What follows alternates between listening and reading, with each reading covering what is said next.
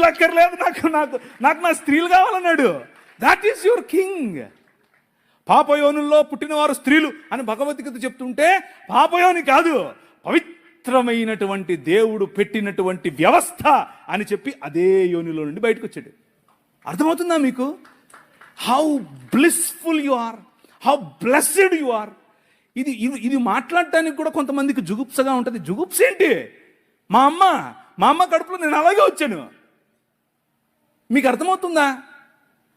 అది పరిశుద్ధమైనటువంటి. నన్ను ఒక ముస్లిం సోదరుడు అడిగాడు, ఏం దేవుడురా మీ దేవుడు ఇలాగే అన్నాడు. ఏం దేవుడురా మీ దేవుడు, ఆడోళ్ళు సుస్సు పోసుకుంటారు, సుస్సు పోసుకునే దగ్గర నుంచి వచ్చాడు.